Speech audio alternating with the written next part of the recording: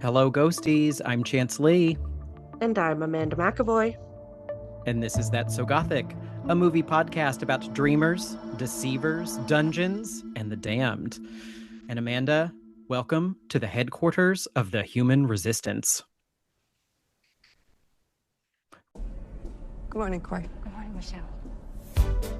I believe every company should strive to form a diverse table, to empower people of different skills, and every time, what is it? Skills and identities. To foster a new generation of, okay, let's go again. They want you to think it's you, that it's you who made this world. But it's always been them.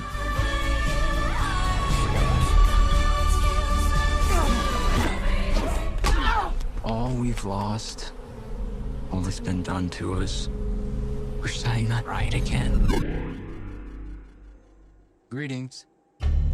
Welcome to the headquarters of the human resistance. Where's my hair? Your hair has been destroyed to prevent you from contacting your ship. What ship? Your mothership? Okay. In the next 48 hours, the police and the FBI will begin a statewide manhunt. I'm a high-profile female corporate executive. I am crucial. In all humility, I can say that. Think of it like you abducted the governor, but worse. There is no possible scenario where you benefit from this incident. That was really good. My pulse is racing right now.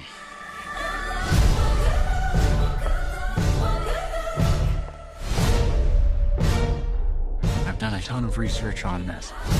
You're killing our planet. Alien fellas. I'm not an alien. You're lying to me. What's the difference? You know this is crazy. You know this is wrong. I know who you are. I know what you are. I know you too, Teddy. It's fine. It's cool.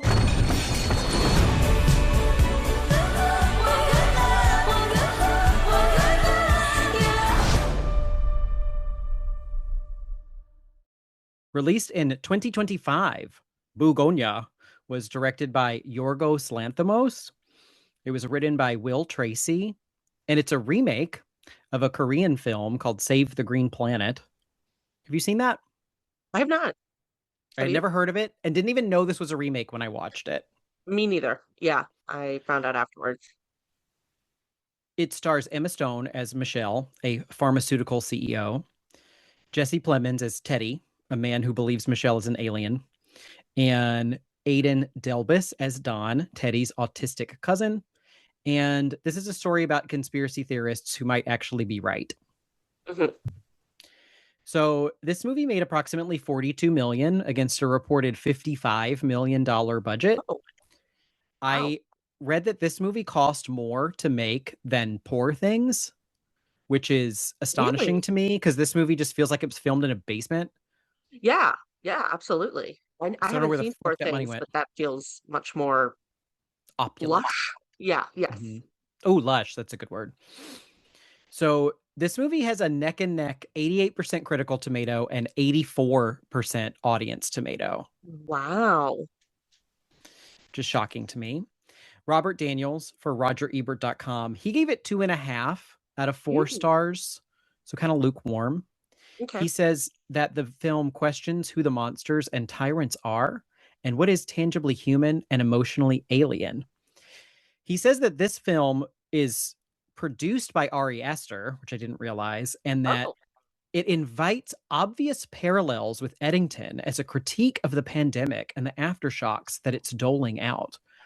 But despite the easy comparison point, Lanthimos' film feels safer than Aster's, which, for all its faults, took big bites and left some indelible marks. I didn't think of Eddington once while watching this movie. I haven't seen Eddington, but I also did not think of it. And then this movie is nominated for fat stacks of awards, like Yes. all the awards. It's nominated Yeah. for them. Yes. Yeah, I mean, I really only watched it because I try to watch every Best Picture nominee, and it is one of them this year. including Best Picture. Yes, that's Yes. again staggering to me. I wasn't surprised because it seems like Yorgos Lanthimos is a um, Academy Award darling. Um, but yeah, I figured we'll get into our opinions on it. Do you want to do it right now, or do you want to Yeah, wait? why don't Okay. you do you want to go first? I mean, my opinion of it is I just really realized I don't think I'm a Yorgos Lanthimos person. Am I saying his name correctly? Lanthimos? Lanthimos? Lanthimos, I Lanthimos? think. Is there an N in there? Um, I'm not his demographic, maybe, or I just don't particularly jive with those movies. I liked this movie. I really liked Emma Stone in it. I love Emma Stone in pretty much everything. Um, I actually really did not like Jesse Plemons. Like, I did not like his performance, and he's getting a lot of praise for it. I personally don't see it. I really loved the cousin in it. He I was did too. very enigmatic. Like, he was just one of those characters I was so happy to see on the screen. Like, um, if you haven't seen the movie, you know, and you want to know what happens, like, turn this off right now. But when the cousin is no longer in the story, I was so bummed. I was so bummed because I was like, that was um one of my yeah, he was very much like a touchstone in the movie for me.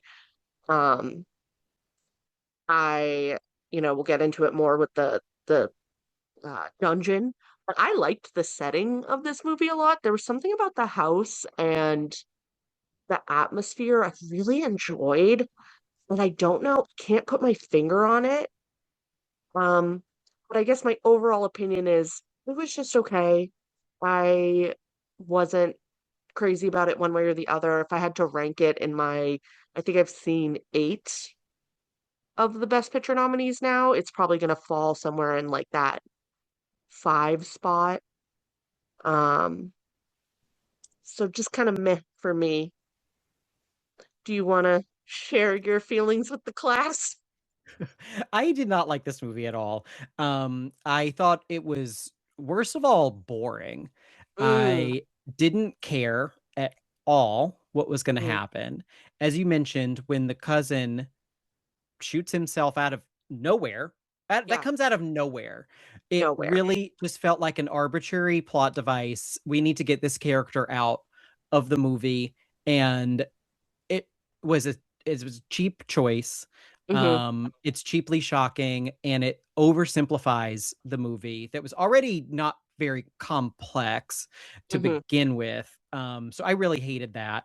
Um, the movie that I thought of the most while watching this and reading some of the discourse around it was Three Billboards Over Oh, Francis okay. McDormand. I always call it Three Billboards Over Francis McDormand because I forget the name of the town and where it is. Yep. Um, because that movie was written and directed by an Irishman, and it was a Mm, critique of America. And everyone is like, wow, how astute. And it's like, dude, you don't even fucking go here. Like, you don't know what you're talking about. yeah. And this movie, Yorgos Lanthimos is Greek. He lives in Hmm. London. The screenwriter is American, Hmm. um, but he was the screenwriter for The Menu, which was fine, but Oh, okay. one of those weird like rich people critiquing rich people movies, so it just Yeah. again doesn't stick. And he was an editor for The Onion, and this whole movie to me feels like an Onion article where the Yeah. only thing that you're going to read is the headline. Yes. You're not going to read the article. No, the article is not interesting or funny or clever, and it's one joke that's going to get Hmm. dragged out for the whole thing. um, Yes. so I found that really aggravating. I also thought of Don't Look Up, which was a Okay. bad climate movie in the came out during the pandemic that was written Hmm. by a comedy writer. It's like a comedy writer gets one clue and all of a sudden thinks that they can write this satirical critique of America. Yes. And so many people say this is a satire, and I'm like, a satire of what? What is it? What's the joke and who's being made fun of? Yeah. I think that is really, really good astute points. And I think that's why Jesse Plemons didn't hit for me because his character especially just felt very one note. They definitely try to humanize him with sort of this backstory of it's his mother, I think, right? And his mother is Alicia oh my Silverstone. keeps he keeps taking these like tragic mother roles, like tragic minor mother roles. Yes. I Yes. got a legend of the lodge. Yeah. Yeah. Like there is like I think some attempt, but obviously that sort of devolves and goes horribly awry. His character just felt so cartoony, not even cartoony, because at least if he was cartoony, it would be fun. Hmm. Caricature-y, like let's Hmm. point and laugh at the people who believe this shit kind of character. And there was really no, I don't want to say no attempt, because I think there was an attempt, but I think it was a failed attempt. There was not a good point of entry to the character and a point of understanding. I he really was like the weakest link of the movie for me. I didn't really care for him either. He looks repulsive, which maybe is Yeah. part of the character, but he looks absolutely disgusting. And yeah, he's not really giving anything layered or Hmm. interesting. The whole movie Yeah. is just so smooth to me. There's just nothing there. It's just like a Yeah. slick piece of I don't know what. Yeah. I don't know if they say where this movie is supposed to take place. I don't remember if they mention. Um, when I think about it, even though I don't think it can be because there's a basement, I get like Florida vibes.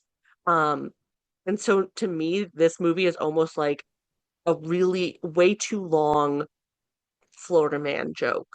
Like, you know how Yes, people love like doing like the Florida man thing? Like that's what this kind of feels like. that is a very good point. Yeah. Hmm. Yeah. So let's talk about the cast and crew a little bit before we move on. Um, I'll go from like least to say to most to say. We'll try. So yeah, I want to call out Alicia Silverstone, who's in this Yeah. movie. Yeah, she's back from the lodge. She is Hmm. also in Killing of a Sacred Deer, which is Oh, is she Yorgos Lanthimos. She is really good in really? that movie. That's a movie that I really, really like. Hmm. And I'll revisit that in a bit when we talk about him. But she is as you mentioned, sad, lonely mom. And she doesn't die in that one, which is also Oh, that's good. nice. Yeah. Yeah. She dies a tragic death in this movie and in the lodge. Yeah. I don't think, do they have any sort of flashbacks or anything, or is she strictly woman in bed? I don't know if there's ever a point where she has a speaking line. I don't She's in know. bed, or those weird surrealist scenes where she's floating like a balloon. Okay, so I have to say, because I am I remembering it correctly? She's floating, but she's still attached to the hospital equipment. I got deep blue vibe.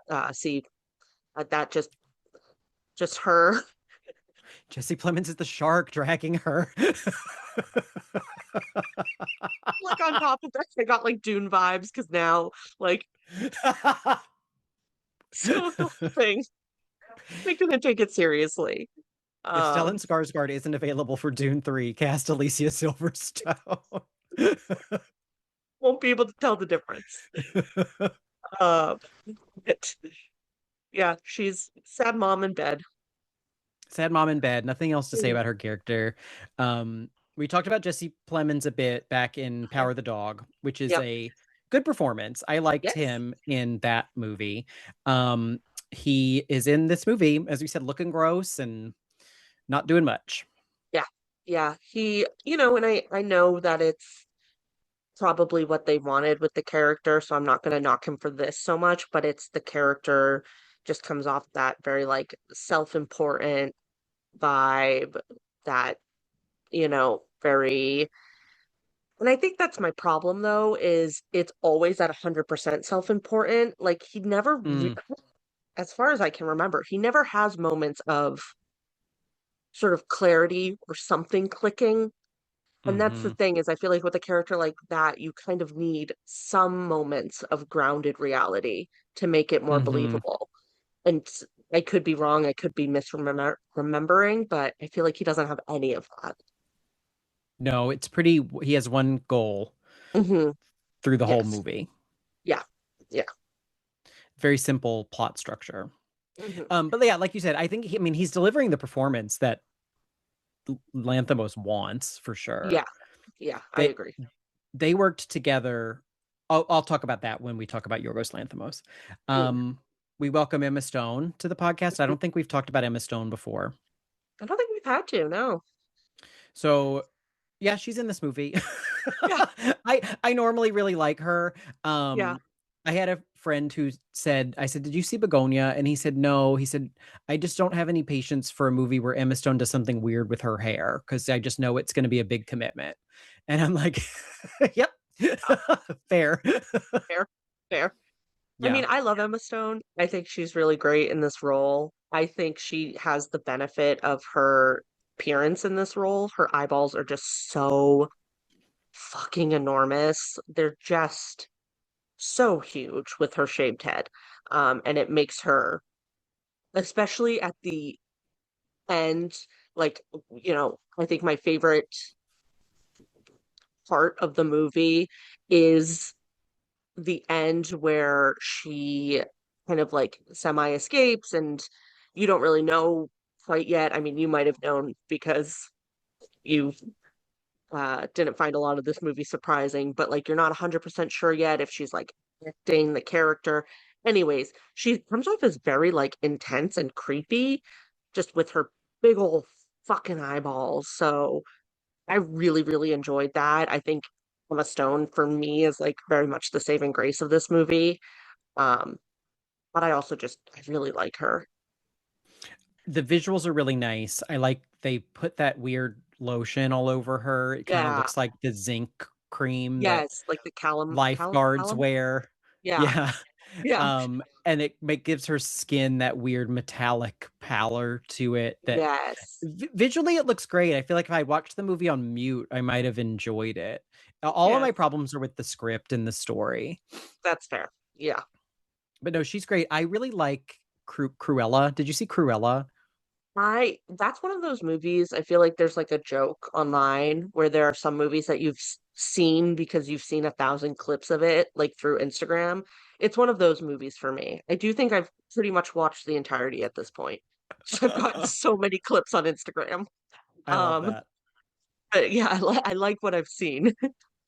I love that movie. That movie came out when theaters were starting to reopen, and I Mm, used to go to the movies a lot pre-COVID, and I just wanted to go back. So I said, yeah. "Let's go see Cruella."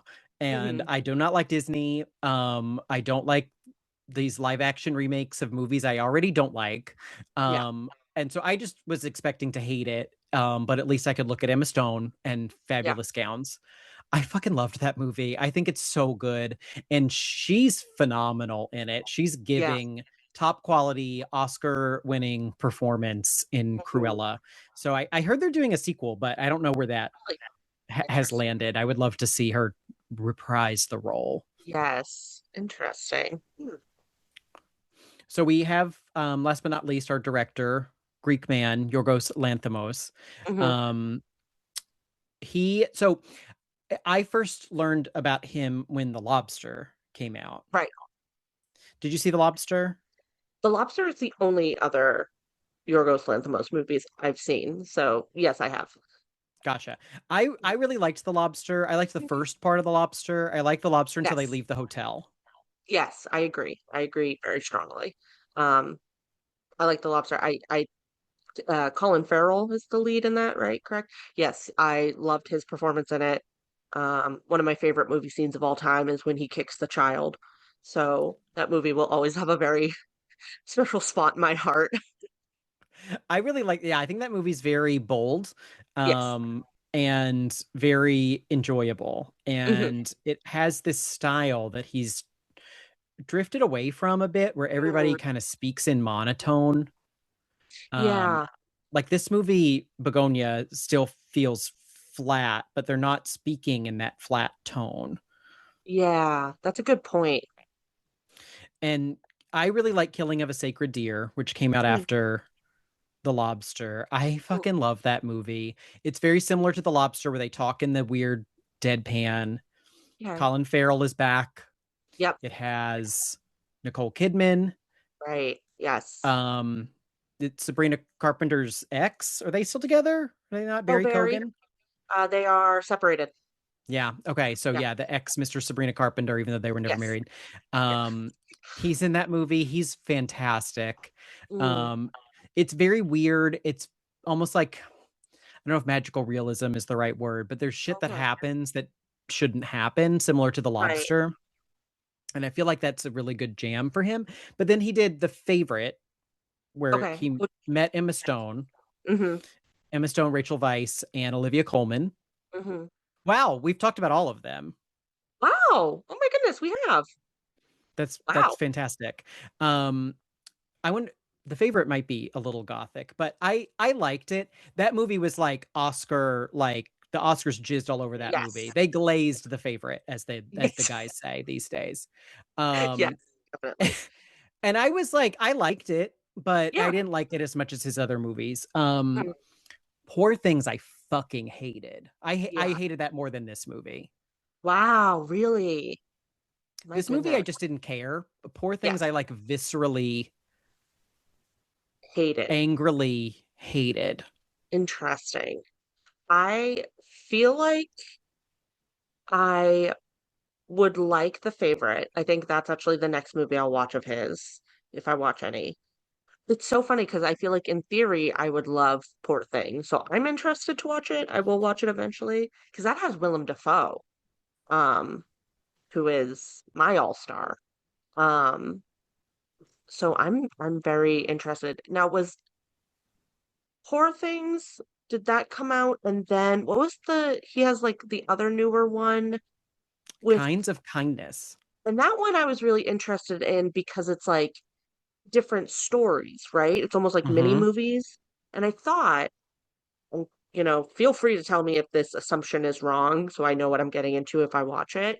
I thought it might be good because what I haven't liked with the movies I've seen yet by him is the length. And usually Mm-hmm. something gets lost around midway. And so I was Mm-hmm. hoping if they were shorter, more condensed, maybe it would be a little bit better.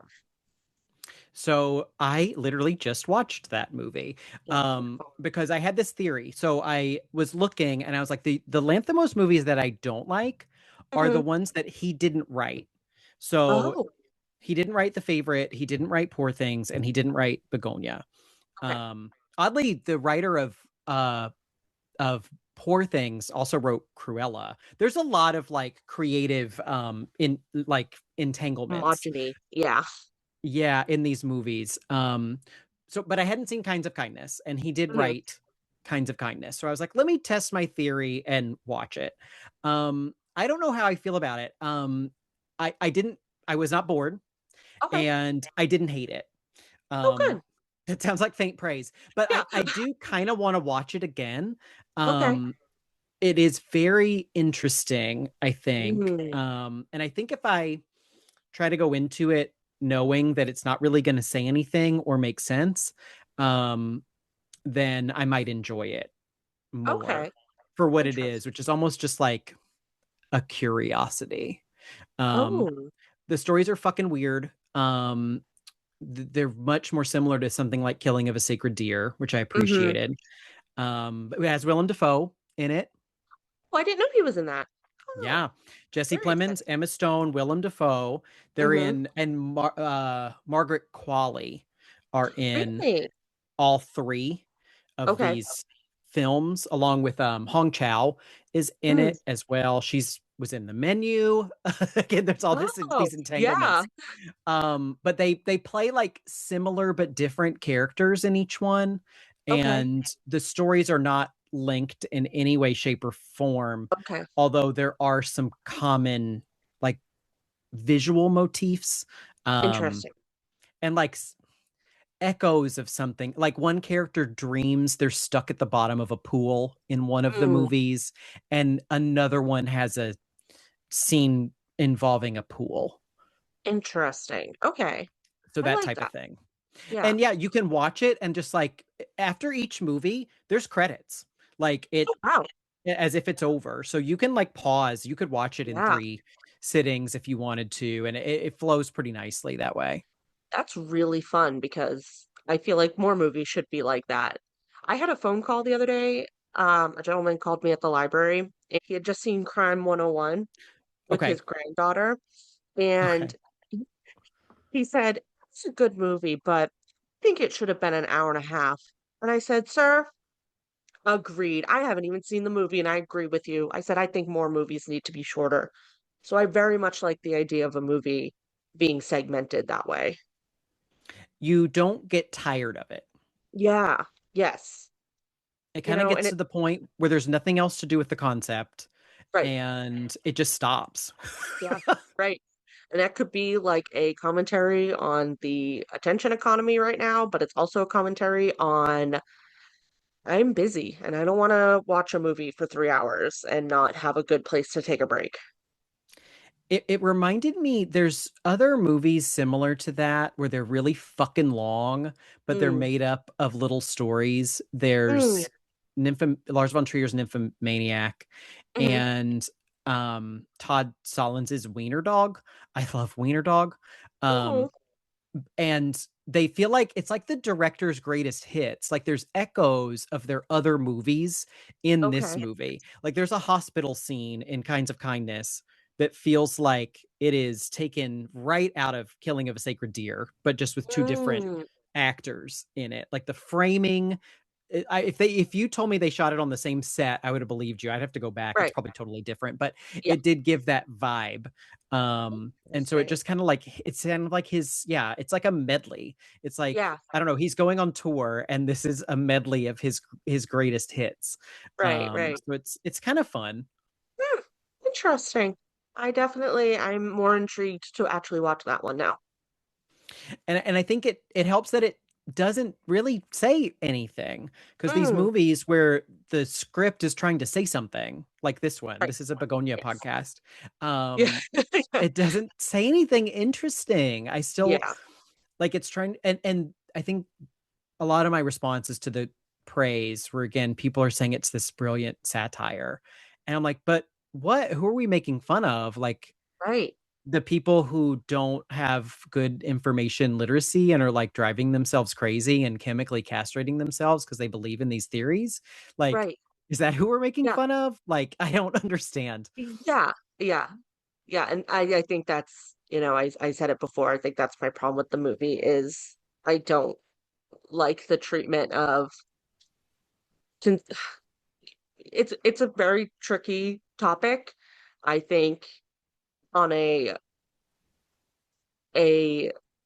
person by person basis, it can get different, but I quite frankly tend to have a lot of sympathy for people who believe in conspiracy theories because I have seen how easy it is to fall down those rabbit holes.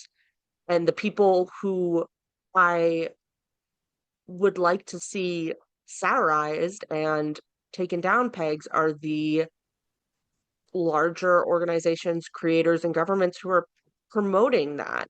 I wish that Hmm. there was more of that because I thought just having this narrow view on this one person who is a very cartoony version of this example was not as smart as it thought it was. No, it does a really good job, I think, of kind of in a way showing how he got there. Like a lot of Mm, these people who believe in it, it comes from the sense of powerlessness and yeah, this desire to reclaim some sort of control or to understand an understandable yeah, situation and to put chaos into order. And the movie does capture that, but it doesn't seem to care about him at all. mm-mm, And so why should I care if the movie doesn't care? yeah, yeah. That's a good way to put it. It's a punching down type of film, which I find Yeah, cruel. yes, yeah, exactly. So let's talk about the gothic elements in this film. We've recently rebranded. Instead of our girl, our guy, our house, and our haunt, we have our dreamer, our deceiver, the dungeon, and the damned. And I'm glad we rebranded because I think these categories are really interesting when it comes to Yeah. this movie because typically the dreamer is a woman Hmm. who is held captive in a place um beyond her control. She finds herself trapped. She's lured in by a man. And the deceiver is often the man Yep. who may or may not be doing what he thinks is right. He may or may not be nefarious. And it may or may not be purposeful that he's trapped this woman. What I find interesting about this movie is that the dreamer is the captor and the Yeah. deceiver is the captive.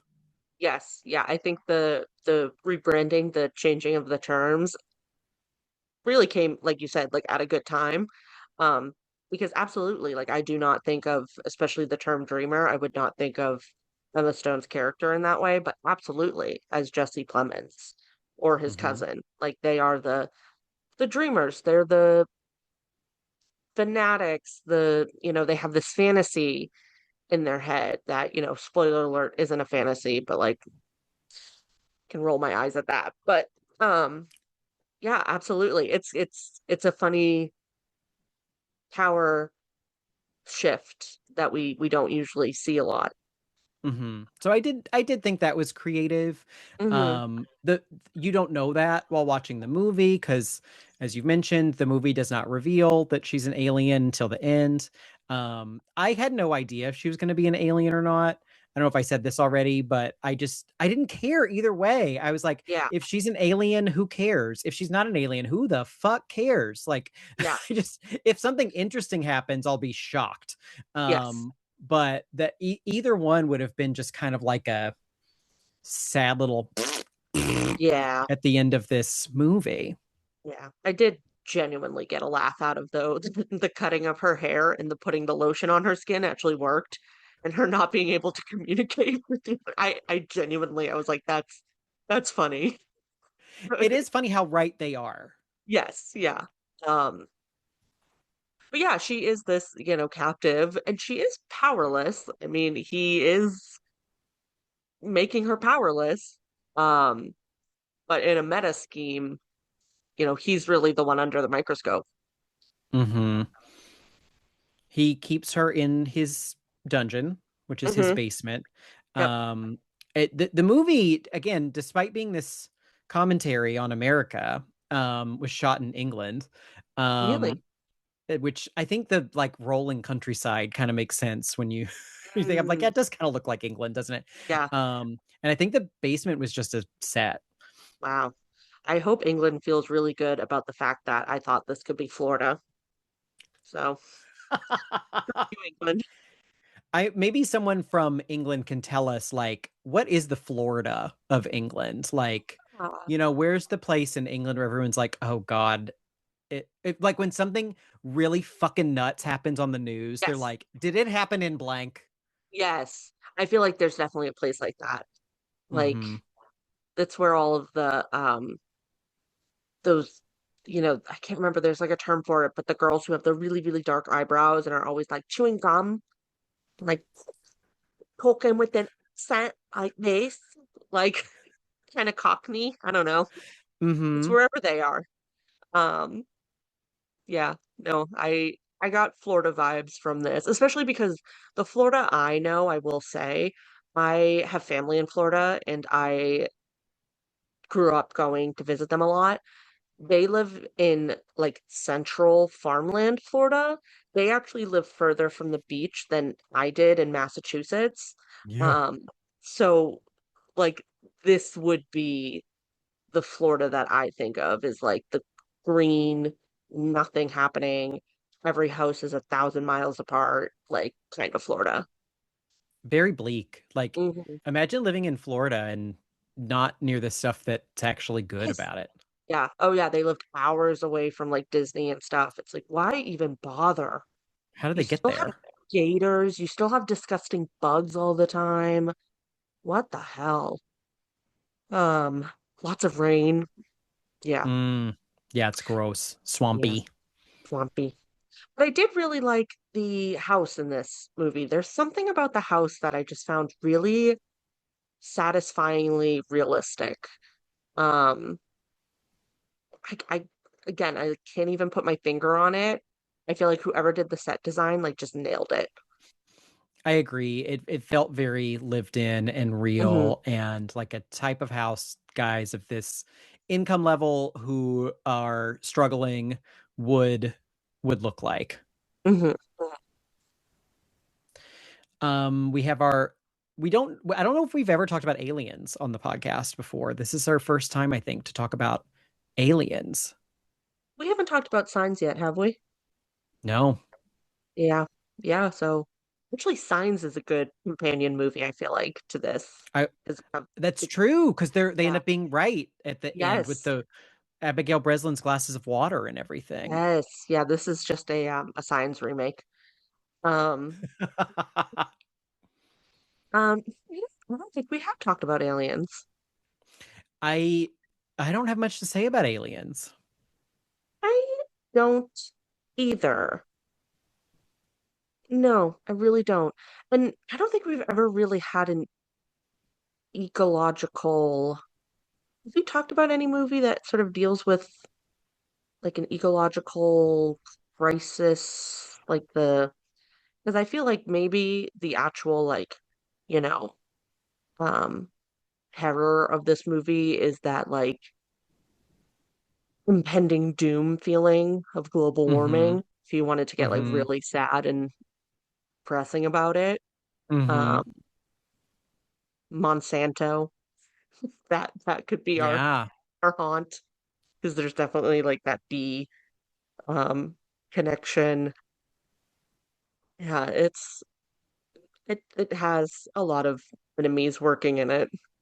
Yeah, that's true. The doom of climate change. It doesn't Mhm. say anything like anything though. It doesn't say anything about that. Did you ever see First Reformed with Ethan Hawke? Yes. Oh, I love that movie. And that movie I feel like does a really good job of capturing that feeling of doom, of Mm-hmm. anxiety, Hopelessness. hopelessness. Yes, yeah. This movie was not. Although to be fair, I guess maybe climate change is not its main tackle. I think its main tackle is chemicals. This is like a very like, they're very this is Maha, Make America Healthy Again Mm-hmm. movie. It's RFK It's like, Jr.'s wet what if the dream. vaccines are actually making you sick? Yeah, yeah, right, right. Which, I have a lot of opinions on, but I don't even feel like I have anything to say about it in the context of this movie because this movie doesn't really say anything. It's that Onion headline. Yes.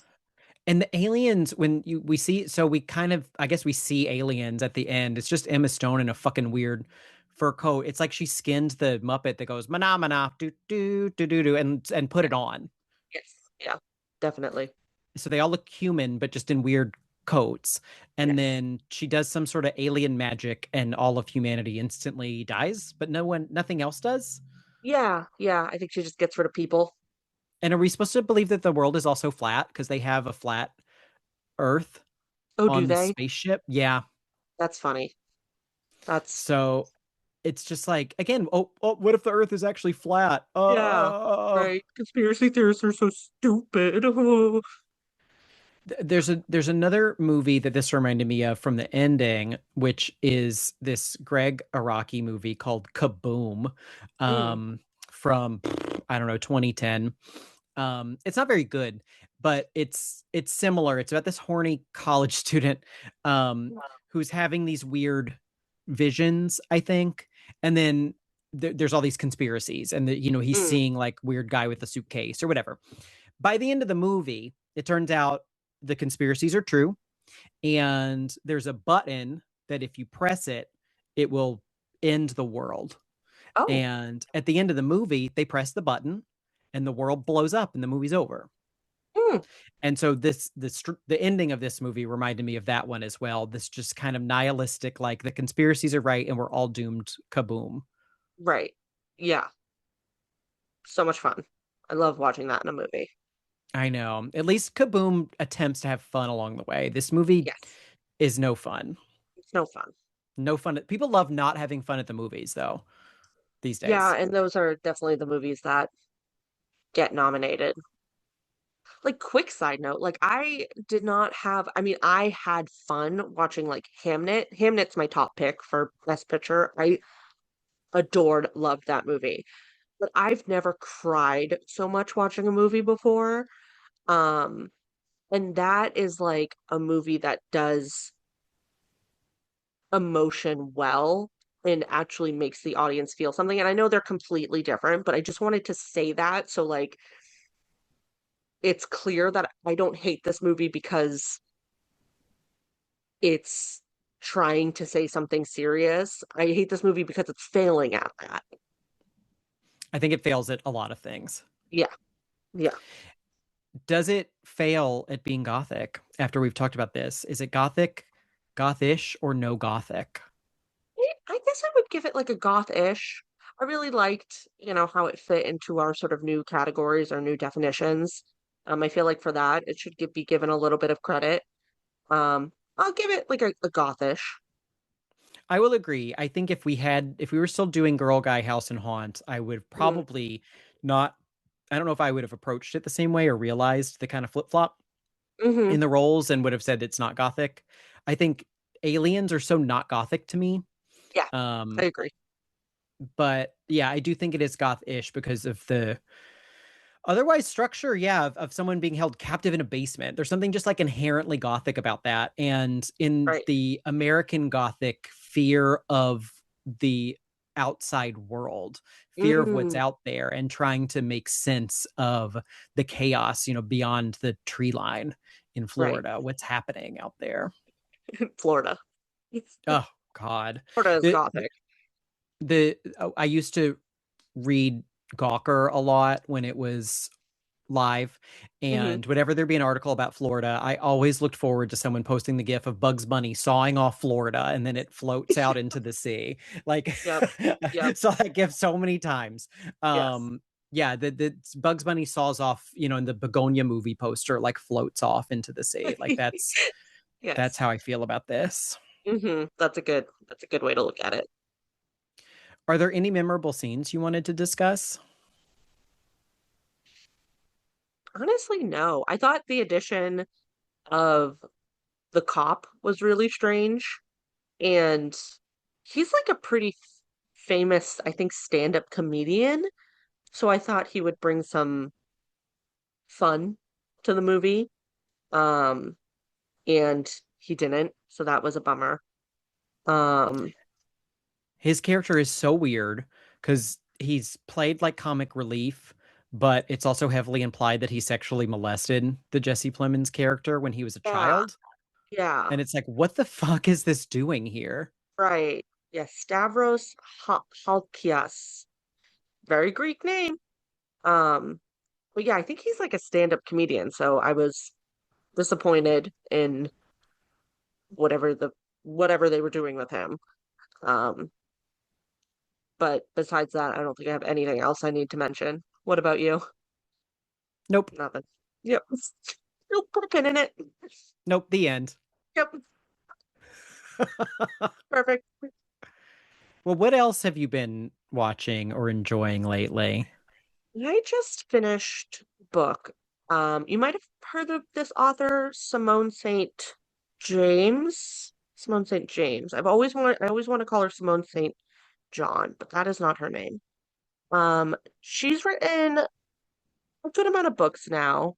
She is typically a horror writer. I think she kind of teeters a little bit into some like thriller-esque things, but she's primarily horror. And I just finished reading her newest book. I actually got approved for it on NetGalley, so I got it before it was published, but now it is published. I just procrastinated reading it. So the new book is called Box Full of Darkness. And what I love so much about this book is that with this book, she's kind of setting up a universe. So she had written a book before called The Sundown Motel, and it took place in a town called Feld, New York. And I read that book. I liked it. I wasn't crazy about it. This new book, Box Full of Darkness, also takes place in the same town, but like completely separate. Like no characters reappear or anything. There's some mentions of like, the motel in this newer book, but like completely separate, just the same town. And I love the idea of a horror author making a literary universe. It reminds me of Stephen King using like Castle Rock as the setting for a lot of his books. And I have a very complicated relationship with Stephen King. I've read a couple of his books, but I've never had the desire to go and like read all of his books that take place in Castle Rock. So I'm so happy that another author is sort of tackling it. So these two books, The Sundown Motel, I kind of already said, I wasn't insanely crazy about it. I liked it. I would recommend it, but it wasn't like a top book for me. Um, that one is primarily very mystery, like very heavy on the mystery, but there's also a lot of ghosts and spooky things. But I didn't find it particularly scary. It was definitely heavy on the mystery. This new book, A Box Full of Darkness, it's very good. It's very gothic. It's three siblings go back to the house that they grew up in, the same house where their younger brother disappeared when he was like 6 or 7. And basically, they get like almost called back because the landscapers who are taking care of the house see the ghost of the little boy, and the little boy says, like, come back. Um, so they all come back, you know, they're unpacking the mystery of their brother's disappearance. The oldest sister is kind of acts as, I would say, the main character, and she gets visited by a ghost called Sister, who I don't want to give away too much. Her description and any time she was in the book was genuinely terrifying to me. There's one particular scene with her that I read before I went to bed and I shouldn't have. And books don't usually get to me that strongly. I mean, few things rarely do. I watch a lot of horror, I read a lot of horror. Um, it was so unsettling for me. It was just one of those, the description was done so well that I kept feeling like if I closed my eyes and reopened them, like she would be there. Like I couldn't get it out of my head. It was so, so creepy. So, all of that to say, I definitely recommend the new book. I think I recommend going back and reading Sundown Motel, although you wouldn't have to, because, like I said, they don't really interact at all. I love in this newest book, the Darkness one, they kind of, Simone St. James seems to be dropping maybe hints about what some of the next books will be about. One of them seems like it might be about there's like a Latin college in the town that I think is out of operates out of an old perch. And so it seems like maybe there's a priest who killed himself, which love that. Sign me up. I would be so excited.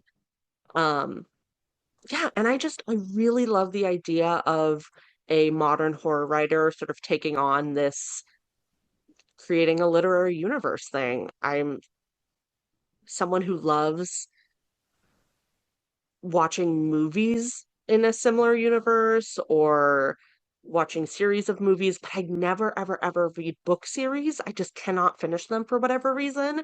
So I think the concept of this, where it's all taking place in the same place but different stories, is very exciting for me. So highly recommend. I do like a lot of Simone St. James's other books too. So anything else, I haven't read all of them, but a lot of them are really good. So I recommend her. I love that. That sounds very exciting and Yes. spooky. Yeah, Kind of getting it's Dark and the Wicked vibes. yes. Yeah. Yeah, actually it's very similar.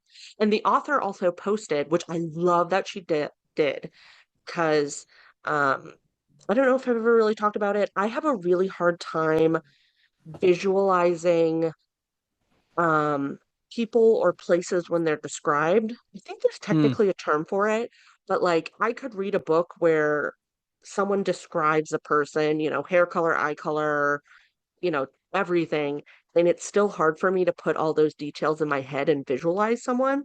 So hmm. she actually on her um Instagram posted who she was like kind of imagining as the Oh, fun. characters. So let me actually tell you this because it's really exciting. The oldest sister she imagined as Demi Moore circa 1989. Okay. Like very beautiful and headstrong and let's see, she said Like in gives that off Dan big Aykroyd movie. huh? Like in that Dan Oh, Aykroyd movie we watched. yes.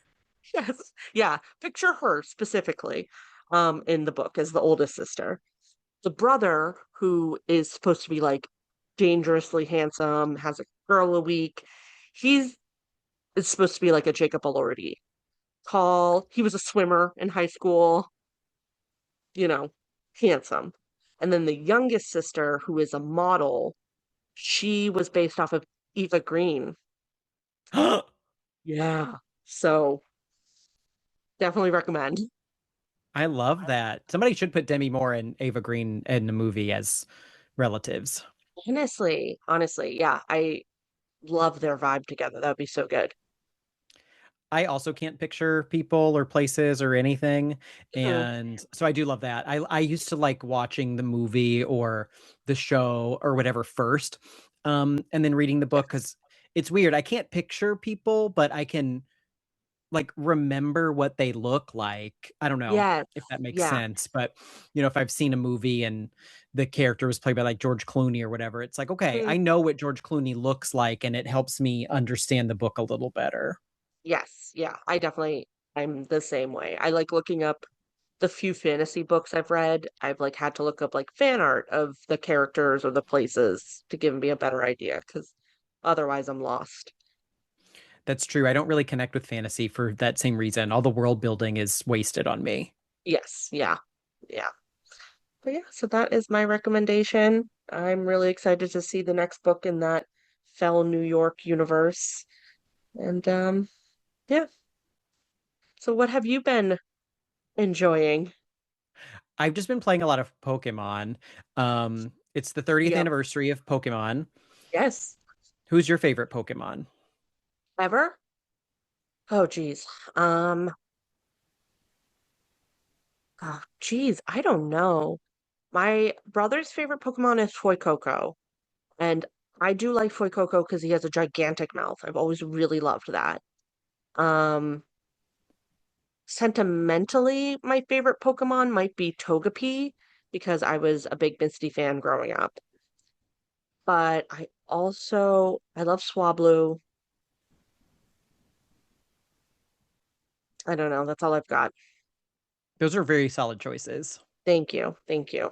Yeah. My Oh, I favorite like is Mudkip. I love Mudkip. Yeah. Mudkip's one of the best starters, I think. So sweet. So sweet and handsome. I love Mudkip. Hmm. Anyways, I'm sorry. Please continue. No, don't be sorry. I love that. Yeah, my favorite is Trubbish, the trash Yes. bag. Although I've been playing Pokemon Legends ZA, which is the Hmm. latest Pokemon game, and it takes place in Kalos, which is based in France. Mm. And I've been watching the anime from Pokemon X and Y, which is the same world. Anyway, they had an episode about Esper, which is this little psychic cat, Yeah, I and love now Esper. Esper's now my second favorite. The Esper episode was so good and Esper was so Oh, cute. I couldn't handle it. And then I was at H Mart and they had Esper socks in the little store. So of course I bought them. of course. Um so yeah, Esper's the second favorite of mine. But this Pokemon Legends game, I think if you were into like we were talking about world building, this game builds the Pokemon world unlike any of the other Really? ones, Hmm. and I just love that. So it all takes place in one city, Lumio Hmm. City, which is Paris, and it looks like Paris.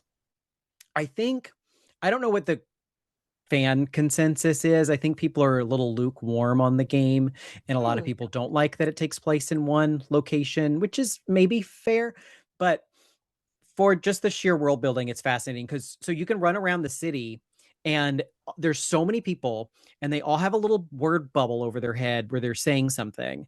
And the shit these people say sometimes sends me for an existential crisis, like reading just one sentence.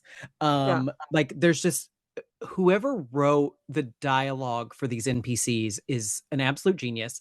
So it goes from stuff like Pokemon related stuff that again sends me spiraling. There's one woman, she just says, I don't know if I could tell my Pokemon apart from others of the same species.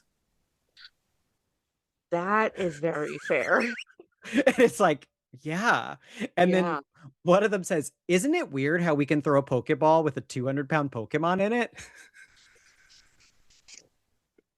And I'm just like, and the one that shook me to my core, these two women are having a conversation, and one of them says, my Pokemon is always knocking stuff off the table when we're at home.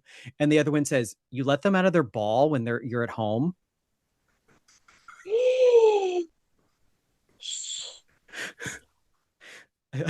I'm so shaken by that. And then all of the old people, there's like an old man sprite, and all of the old people in the game are like on the verge of death and having these existential crises about their life.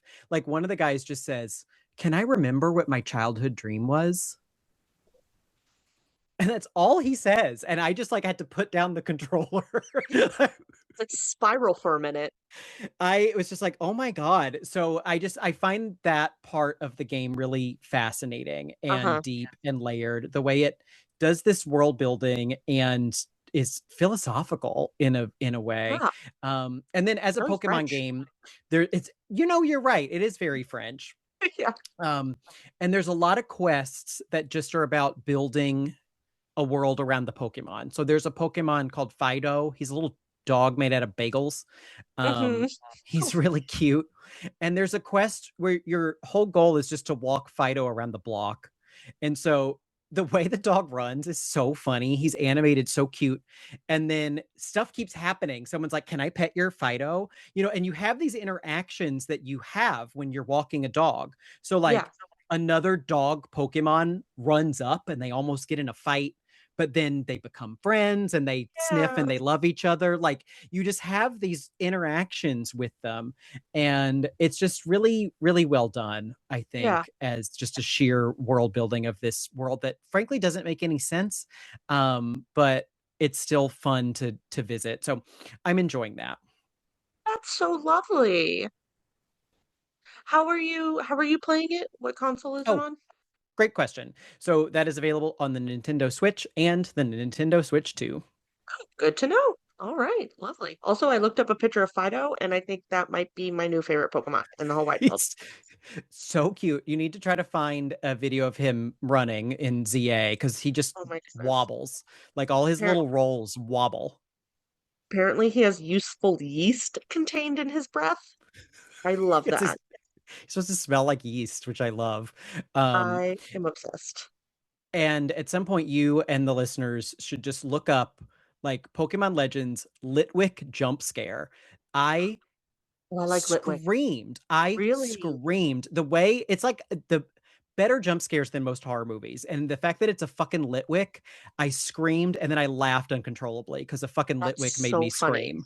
Yeah, it's really brilliant the way this game and the Litwick quest is so creepy because you have to find this kid's like lost brother or lost best friend or whatever. Okay. And when you find them, they are literally Blair Witched in the corner in the sewer. Oh my God. Because Litwick has lured them into the sewer. Which is all part of the like lore of Litwick, but like Huh. it's just so weird to see it happen. It almost looks like a glitch. This kid just standing in the corner. Yeah. Like the game goes hard. So I Yeah. really love it. It's really fascinating with the storytelling and the vibes. Nice. All right. I'm definitely gonna check that out. I haven't played a Pokemon game since I was a child. Um, and actually that's not true. I played some Detective Pikachu. Probably a couple months ago. I actually checked it out from the library. Um, and that was fun. And I don't know why I don't play more Pokemon because I like a game that isn't all combat and a lot of storytelling. So I need to check that out for sure. Yeah, this one is still a little combat, and they've made it a little more actiony. Okay. The combat is different in this one. Mhm. Um, I will say the world building in the 3DS Detective Pikachu is peak world building of Pokemon. So if you have a 3DS laying around, the 3DS, Mm, did you play the 3DS or the Switch one? Switch. If you have a 3DS laying around, that 3DS Detective Pikachu is Really? so good. Yeah. Really? Okay, okay. Good Yeah, to just the know. way it feels like the Pokemon world. Yeah, yeah. Interesting. Yeah, I didn't even finish Detective Pikachu because, like I said, I checked it out from the library, and the library I checked it out from still has late fees. Boo, boo. Rude. So, although to be fair, it's probably good in that circumstance because I probably would have kept it for way too long if if I wasn't motivated to return it. Yeah. Don't use that as data to keep late fees, but in my personal experience. Yeah. It's people like you why they still have the late fees. No, I know, it's all my fault. No responsibility. Well, thank you, Amanda, and thank you, Ghosties, for listening to us break down Bugonia.